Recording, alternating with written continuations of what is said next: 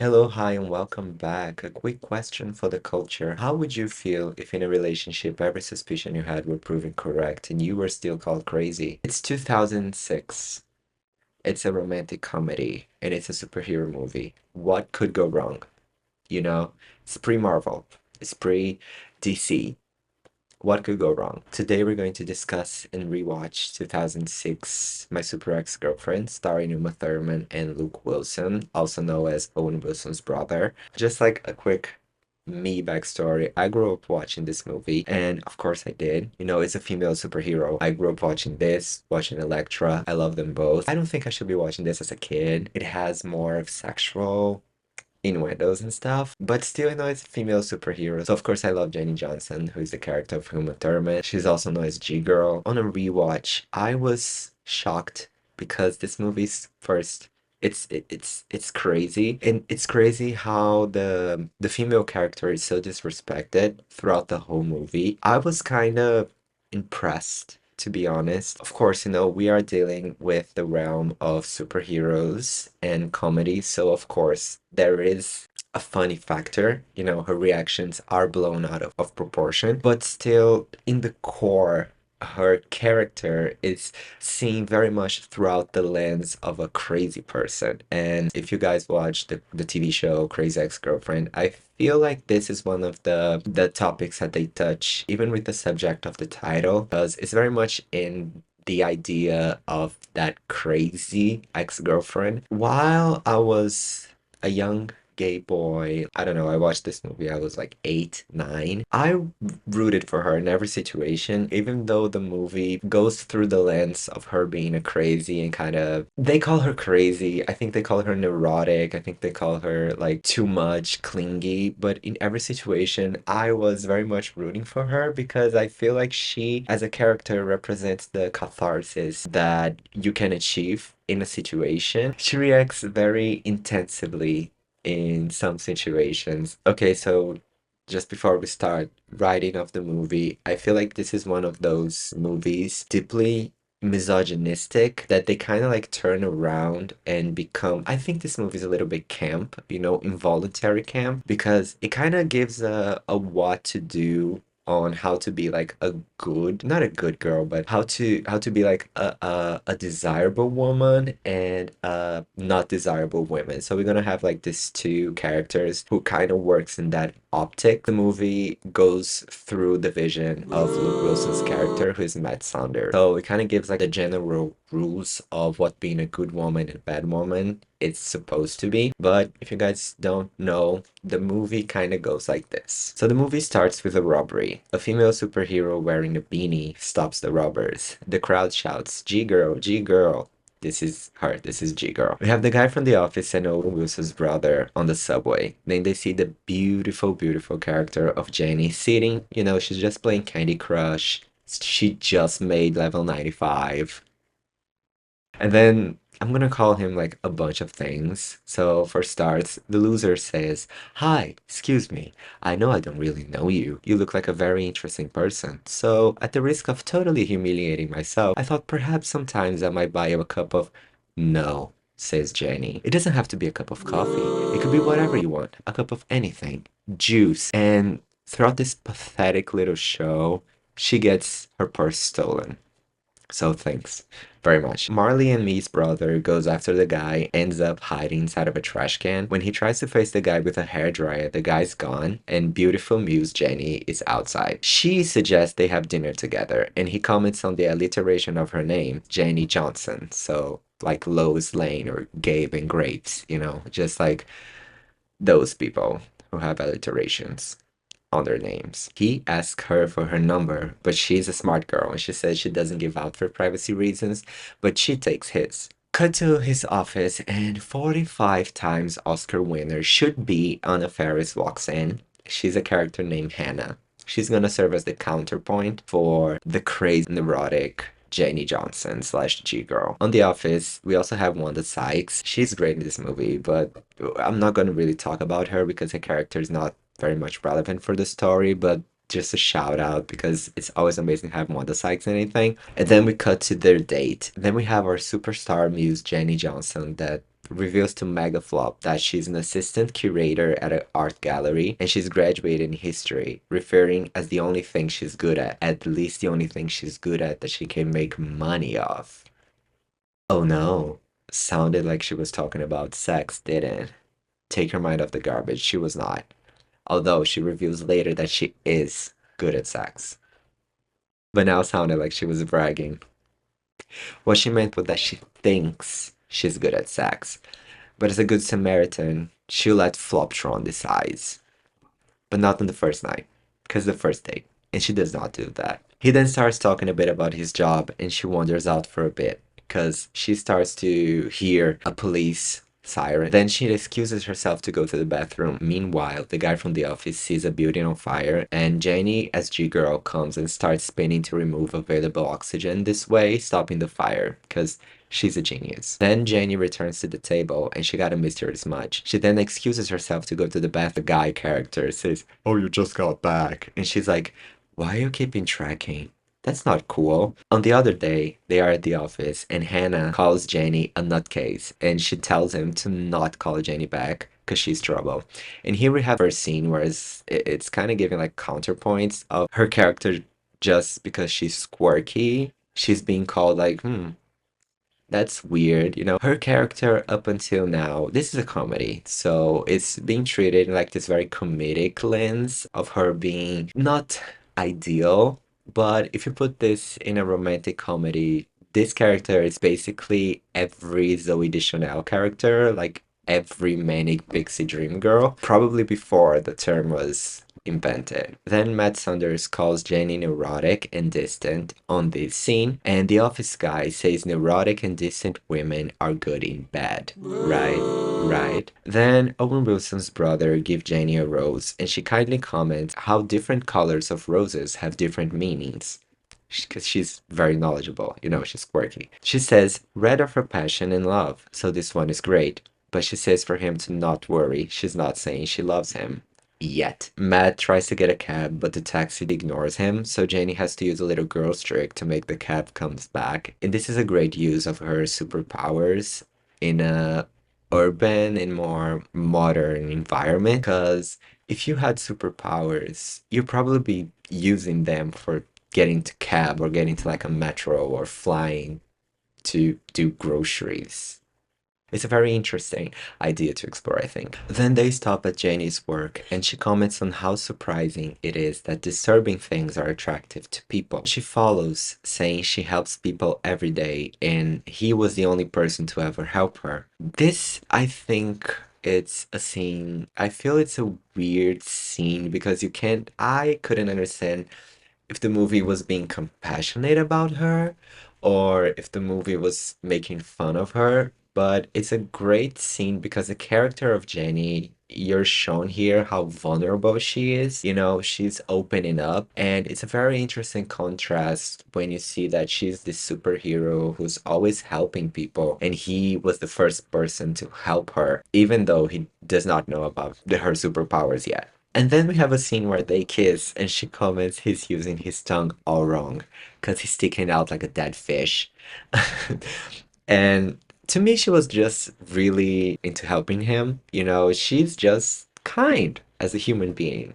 It's amazing. Then they go when they are passionately kissing at his place, and then we have a scene where a robotic animatronic birds it's on the window and is live transmitting them to a mysterious guy. During this intimate meeting, she rips his shirt and pants accidentally, and we have a confirmation because remember, she says she will let him decide if she's good at sex or not. He decides she is. Let's just say that. And then we have a scene where Owen Wilson's brother is happy and joyful walking the city. There's this ongoing joke that he did not have sex for 6 months and he only dates crazy girls. I don't really like this character. And then the office guys tells Owen Wilson's brother to FNL, but he says he wants to FNS. They are not good people. And then he goes out and he gets kidnapped. Remember the guy watching Gorgeous Muse Mother of All, Jenny Johnson, and the loser having sex? His name is Professor Bedlin. and he keeps interrogating Owen Wilson's brother about a petite supreme girl Jenny, but Matt, being a good guy for once, refuses to give info, so Professor ties him up on the Statue of Liberty and sends a text to Jenny. And then we have gorgeous muse Dee Dee, Jenny Johnson, in her blonde era. She's doing her nails and she received the said text. She then puts her G-Girl outfit and goes to work. You know, another day, another grind for Jenny Johnson. It's a rhyme. Later, Matt and Supreme Muse Janie Johnson are walking down the streets and he's telling her about G-Girl saving him. In the middle of this conversation, he calls G-Girl nuts, and Janie just gives a counterpoint that maybe she was worried because she was running the town trying to stop him from literal death. And then we have a scene where Janie just ends that speedster from WandaVision or something, and she uses her super speed to save the little girl. And just as she asks the little girl what's the rule number one before crossing the streets, she's hit by a car. And then they go back to her apartment and she reveals she's G-Girl. And this is an important moment. I want to make a pause. Let's create a group chat discussion. I felt throughout this moment, you know, when your best friend is telling you about this great guy or great girl they just met, and it's like the worst person on earth, but you're a good friend, and you're just like, wow, I feel you. But in the back of your head, you're like, that's how I felt during this scene. After she reveals she's G-Girl, she makes him promise that he would rather have a chainsaw up his ass than reveals her secret identity, which I think it's fair, you know? She's saving the town. She has more to lose than he has. Okay, and now we have backstory time. Supreme Pope of Coolness, Janie Johnson, and Barry, Professor Badden, name is Barry, were in high school together. They were outcasts and kind of liked each other. End of junior year, Janie decided it was time to get the quote virginity thing over with. While they were fussing around, a meteor crashes near them. Janie touches the meteor and starts floating, becomes blonde, loses her braces, and gets a boob job. Wouldn't you want a meteor like that? And now, as she's living as a sexy, hot, confident young woman, she does not care for Barry anymore. After school, she becomes a full-time superhero and he becomes a full-time mastermind villain. And now we're back to reality. Then Matt Saunders asks her to fly him around town. And during fly, they FF and they fly together, FFing all over town. During the FF, he comments he's feeling emasculating, letting her fly him around, which is just like, really? And then we have a scene, they are in the construction site. Hannah helps Owen Wilson's brother get a splinter out of his finger by sucking it, and Jenny just happens to be there and sees the scene. The movie portrayed this as her being neurotic and in a bad light. What would you do if you're dating a guy or a girl and you went to their job and you're seeing them get fingers sucked by Anna Faris?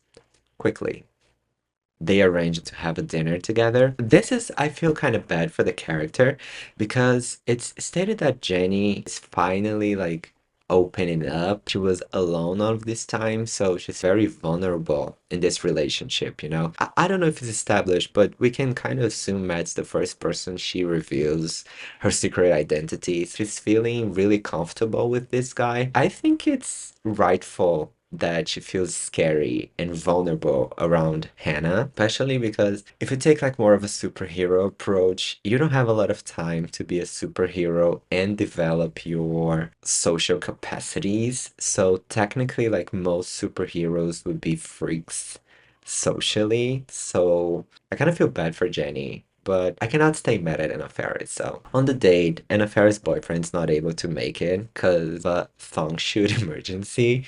He's a model for thongs. And meanwhile, a missile is on its way to the city, and since the American government's useless, they expect G-Girl to fix it, even though she just wants to have a night out enjoying the delicious gnocchi. While under the stress of figuring out if the guy you like is cheating on you, Janie decides to be the benevolent goddess she is and goes fixes the situation. Coming back to enjoy a delicious five-course pasta meal, she comes back to the restaurant and says this. Poor thing.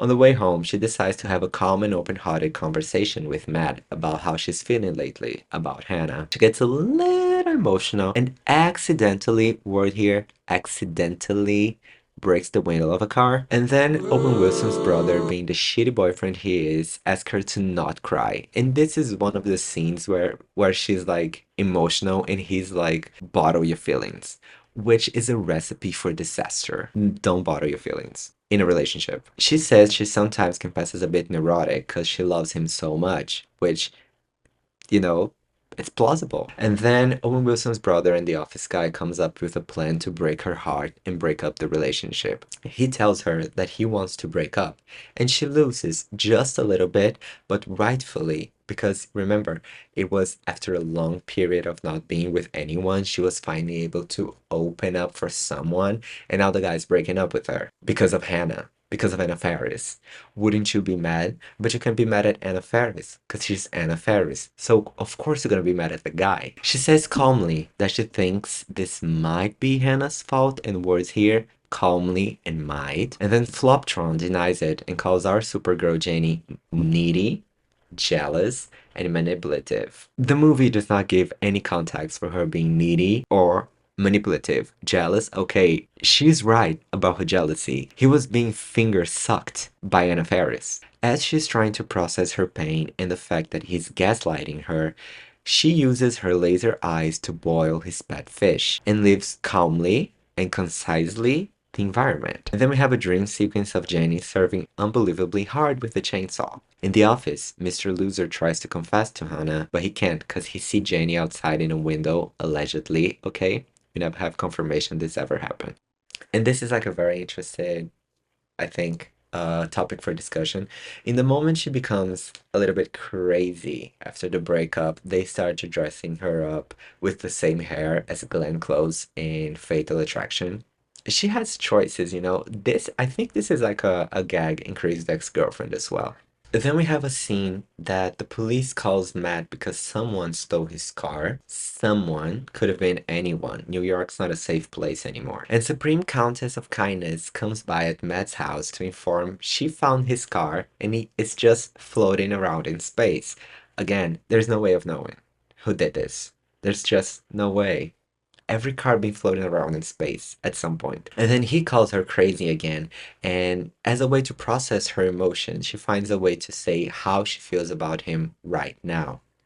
Then cut to next day. During Matt's important meeting, Janie decides to show up to support him, bring just a breath of fresh air, which maybe, you know, it's not correlational, causes Matt to be fired. And then Bedlam shows up to offer again a way to neutralize her. Personally, I think this is like a disgusting straight male fantasy.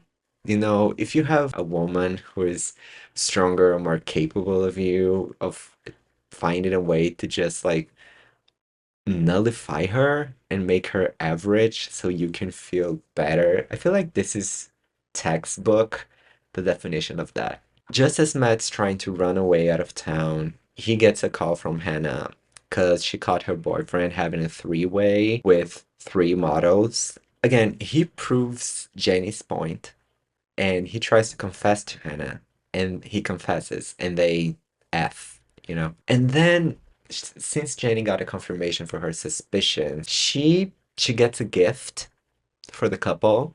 Remember he likes fishes. The fish she tries to acclimate at some point. She kindly gives a gift in the form of a shark to them as a congratulation for the new couple. But Matt's not a good person, so he lets the present escapes through a window. Not looking good. And then Matt, being the flop he is, he accepts Bedlam's proposal to neutralize our muse. He meets her at her job and invites her for a romantic dinner on the premise of him being wrong. And in this scene, she just like, and I wrote this on the script. She's just so cute.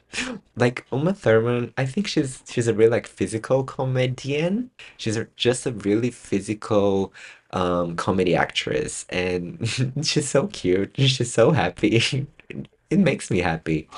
When she arrives on his terrace, she's happy, you know, like all sunshine. And Hannah arrives as well, and she makes a fuss about Matt because he just told her he loved her. Jenny then gives a calmly a piece of advice. She's Hannah's mentor, urging her to have a little self-love, otherwise she would appear a little bit pathetic. And remember, this is an advice from a person with more life experience. And we have also like the office guy here too. After a small misunderstanding of Jenny advice, Jenny gets her wig snatched, literally, and they start to have a blonde off. Matt then tells the office guy to open the present box he got for Jenny, where there is a piece of the meteorite that can neutralize her powers. Remember when G-Girl was saving Owen Wilson's brother? So Professor Bedlam actually used this opportunity to enter her apartment and steal her hair so he could discover that's how you neutralize her abilities. It's exposing her back to the meteorite that gave her the powers in the first place. As she's on the floor helpless, while Bedlam reveals the plan was never to neutralize her, but to get her powers. Male fantasy again. Both Jenny and Hannah touch the meteorite, and Jenny's done. She had it. She's tired of helping everyone and getting this as payback, so she decides to neutralize Matt, which I think fair. Hannah appears as she self-proclaims herself as an agent of patriarchy and tries to stop Jenny from process her feelings. Matt gives a super speech, and with the help of the writer and director of the movie, Jenny suddenly decides she might give a chance to Barry. And then Matt ends with Hannah, and Jenny ends with Barry. Anna Faris is now red-haired, which is cool. And Supreme Muse of all types of kindness and Queen of all queens, Jenny Johnson gets Matt's car back from space and brings back to him. Hannah then offers to help Jenny on a mission, and Jenny kindly accepts it and hopes to get Hannah back from the hands of patriarchy. Okay, so this is the plot. Comments. Uma Thurman, a very physical comedian. She uses like a lot of eye movements. The movie is never laughing with her, it's laughing at her. So I feel like she gives a lot more an empathy to work with this character. There's a lot of those scenes where she's just like moving her head and you can kind of see she's doing it in this very like fast pace, which I think it adds like a layer of comedy in her performance. Anna Faris, as always, very subutilized. Luke Wilson is very bad and fits the movie because the movie is from his perspective, so maybe Janie was not a crazy ex-girlfriend or whatever, and Hannah was not like the perfect girl. But this is how the movie paints them. So it's always making this every time there's a scene of someone saying, "Oh, Jenny's neurotic," and then you have the character of Anna Faris just being like amused because she's fulfilling that fantasy of the Matt Saunders character of being like, "Oh, you're great, you maybe be underappreciated, but you're really nice guy, and I don't want to be with my model boyfriend. I'd rather be with you, who is the picture of an average guy." She kind of fills in that fantasy role, while Jenny may be the reality of you being in a relationship with someone who is better and stronger and, I don't know, richer than you. But, remember that love, you have to feel inspired by the person as well. So, since it's like such a mediocre writing, I feel like they could have gone to this direction, of being her character is great. Okay, feel inspired by her. That's cool as well. But she's not even given that chance. She's just playing for laughs. Another thing I think is very interesting about this movie is how in every situation she is expressing her emotions and feelings, she's told to bottle up. So, of course, her being a superhero, her feelings are taken out of proportion, but she's never, as a character, allowed to feel rage or to feel mistreated or to feel jealous because th- the movie puts this in, oh, so if you feel these things, you are crazy, neurotic, needy, manipulative. As human beings, we are allowed to have these emotions, no emotion is bad or good. They are all emotions. And I think this movie, I can see like through a queer lens, this movie as just this character feeling rage and being allowed to experiment this cathartic approach to how to deal with it. Every if you were if you had superpowers and you were in love with someone and the person is like, I don't want you anymore, wouldn't you want to throw a shark at them? Because I would. I wouldn't do it, but I would. There's this saying in behavior analysis that is, you do not control thinking, what you control are behaviors. So I can see how this movie is some sort of like escape for, those feelings and those thoughts because obviously you will not be able to throw a shark at someone, or you're not allowed to scream at someone's face, but you have this outlets of being, yeah, do it, you do it, you're a character, you can do it. So I think this is like a really queer perspective of watching these movies and see these girls and these figures and how in the end like both girls have superpowers and then how the male, like the white male, just are nothing close to them. So I think it's like a really cool way and a really cool way to um, give a new meaning to this movie. So I think for today this is it. If you liked it and you stayed up until the end, subscribe, give it a like, give it a thumbs up, give it a thumbs down. Do what you want, drop a comment or not, and I hope I'll see you next time. Bye bye.